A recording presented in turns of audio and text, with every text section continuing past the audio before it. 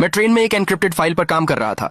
तभी एक लड़के ने जानबूझकर मेरी सीट के पीछे लात मारी। मैंने लड़के को तमीज से रहने की याद दिलाई, लेकिन लड़के ने बस मुझ पर एक कप पानी फेंक दिया। मैंने अपना गुस्सा रोका और उसकी माँ से कहा, क्या आप प्लीज अपने बच्चे को कंट्रोल कर सकती हैं? उसने यह कहकर उसे टाल दिया, वह तो बस एक बच्चा है। फिर मेरी बेइज्जती की, मुझे छोटा कहा। मेरे पास पानी साफ करने के लिए रेस्ट रूम जाने के अलावा कोई चारा नहीं था।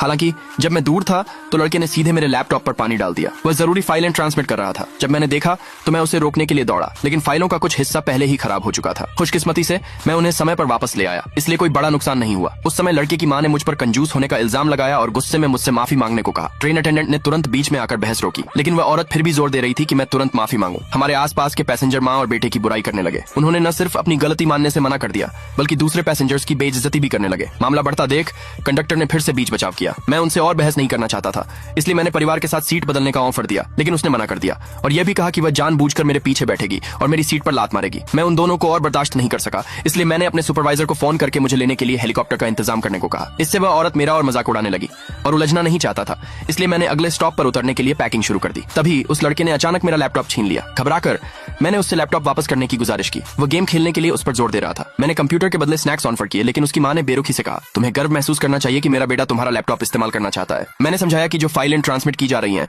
वे ट्रांसपोर्टेशन सिस्टम के लिए बहुत जरूरी हैं। अगर वे डैमेज हो जाती तो पूरी लाइन बंद हो सकती थी। पैसेंजर्स तब तक बहुत कुछ देख चुके थे और उन्होंने लैपटॉप वापस करने की मांग की, लेकिन लड़के को मेरी बात पर बिल्कुल भी यकीन नहीं हुआ। उसने कंप्यूटर उठाया और उसे जोर से फर्श पर पटक दिया। इस बार वह पूरी तरह से टूट गया। जल्द ही सभी ट्रांसपोर्टेशन सिस्टम में गंभीर दिक्कतें आने लगीं और हमारी ट्रेन का भी सिग्नल चला गया। डिब्बे में अफरा तफरी मच गई। खुशकिस्मती से ट्रेन चीफ ने जल्दी से कंट्रोल कर लिया। ट्रेन के हिलने से मेरे लैपटॉप की हार्ड ड्राइव फर्श पर गिर गई। लड़के के दादा ने तुरंत मेरी तरफ इशारा किया और चिल्लाया, ये एक जासूस है। कुछ कंफ्यूज पैसेंजर ने मुझे बांध दिया। दूसरे पार्ट के लिए कमेंट में यस लिखे।